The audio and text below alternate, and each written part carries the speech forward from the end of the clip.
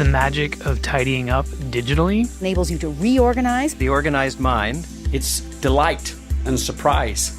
It is magic. I don't step back from that word a bit. When you can be conscious and aware of the magical moments, you can find joy.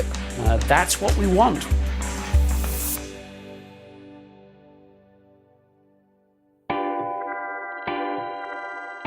It's Note to Self, and welcome back to Infomagical, a week of challenges to help us make information overload disappear.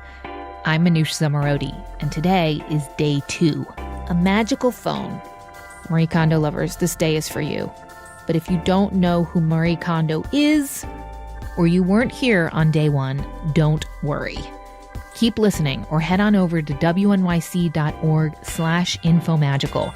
It takes less than a minute to choose a personal information goal and sign up. You'll get a personalized emoji and the choice of texting directly with me and the team or participating by email, whichever way is easier for you.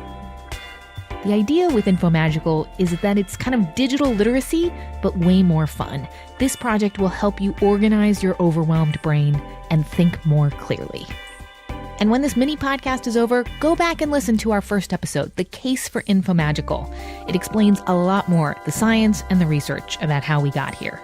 Okay, so let's get on with today's challenge.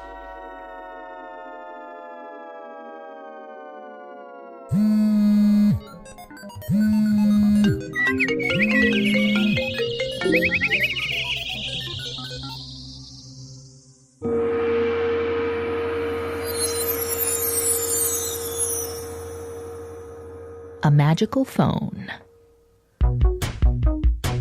Marie Kondo's first book, The Life-Changing Magic of Tidying Up, was bought by millions. All the moms in my bootcamp class were talking about it.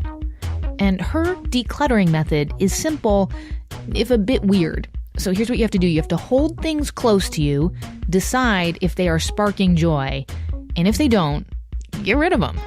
For example, when I tidied my closet using the Kondo method, I held each t-shirt up to my chest.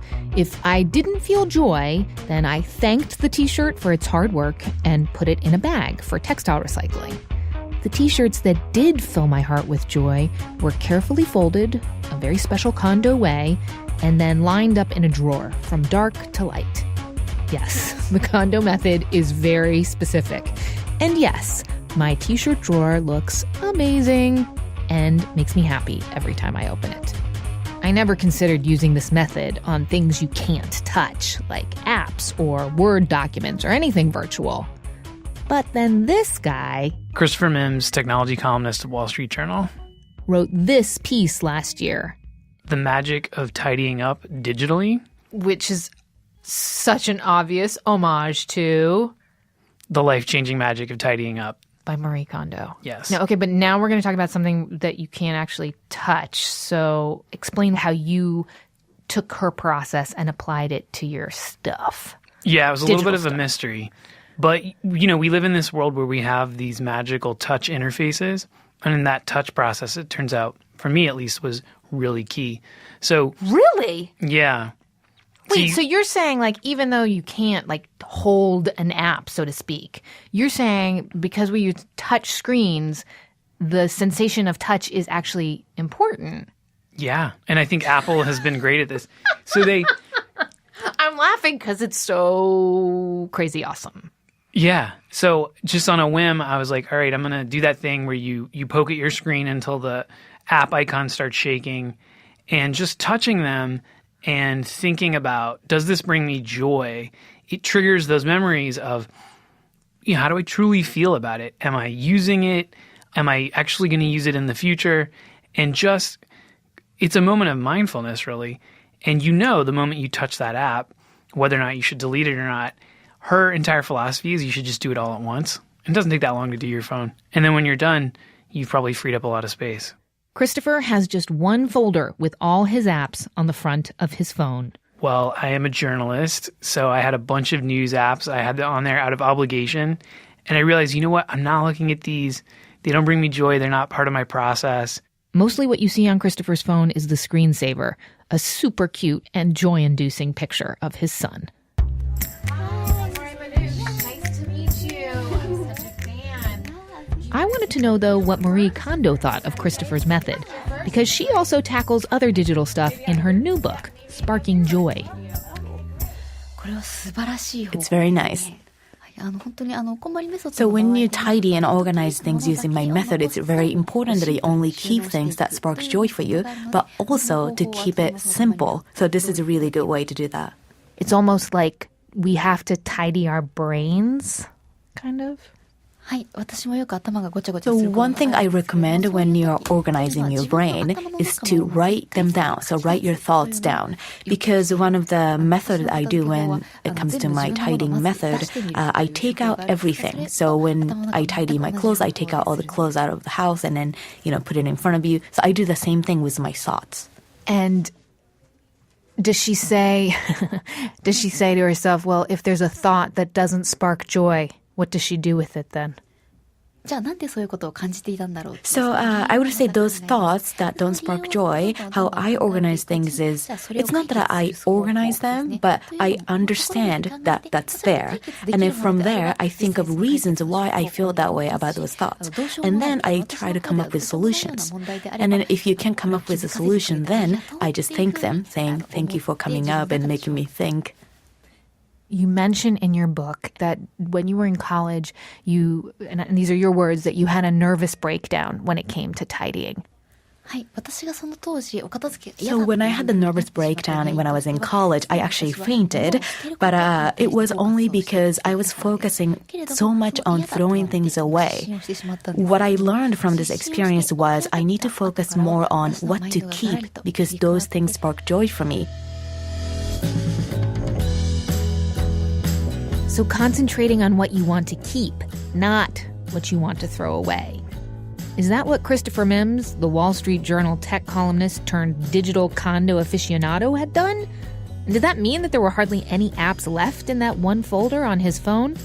I made him count. Let's see. All right, let's open this folder and see how many screens it is, and then we'll just multiply by 9. So it's 1. Whoops. So it's 81. Approximately apps. 81 apps, which is not a small amount. It's not, but you know what? It is an average amount. So Tim Cook, in one of his keynotes, said that the average iPhone user has something around 80 apps.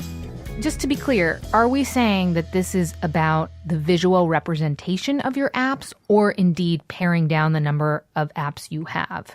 Both. And the other thing is that, you have to pare down everything that they do, too. So pare down the number of notifications you're getting, the kind of notifications. The other thing is, people don't always know this. It's the most maddening thing from a behavioral perspective, that little red dot on the app that has a number inside of it. And these are the number of notifications you're missing on all of your messaging apps and your email and your Facebook. You can turn that off too, per app. You can? And I have turned that off for everything. Oh, I'm going to do that. By putting all of those apps into one folder, you can search for them by name, and what happens is your device becomes task-oriented instead of a place that you go to be okay, what do I need to do next? So it's entirely generated with you. All right, this is good. We're going to give it a try. This is an attempt, because what you're saying, I don't need all of this information. Right. It's an external pressure. Cool. Thank you so much, Christopher Mims. Sure, absolutely.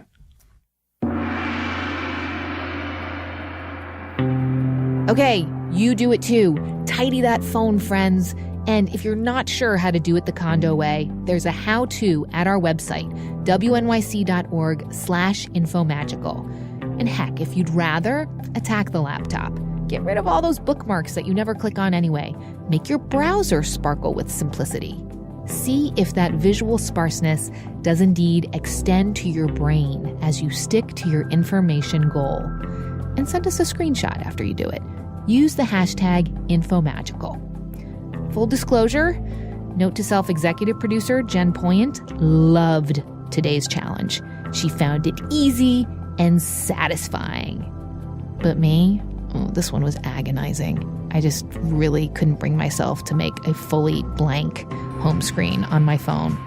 And I think this makes sense because generally I find apps more joyful than Jen does anyway. Whatever, you can see the spectrum of condoed phones, mine, Jen's, Christopher Mims at wnyc.org/infomagical. We also have a special treat for you there, some beautiful Infomagical phone backgrounds that you can use to fill up all that extra screen space that you'll have. Infomagical texters will be checking in with you later. Thanks so much for helping us collect data this week. Infomagical emailers will be back tomorrow morning. For now, make those gadgets spark some joy, goddammit. The Note to Self team and I look forward to hearing and seeing about your magical phone. If glitter had a sound, it would be WNYC Studios, which makes sense because that's where Note to Self and Infomagical are made. I'm Manoush Samarodi. Talk to you tomorrow. Day 3 tomorrow. Magical Brain.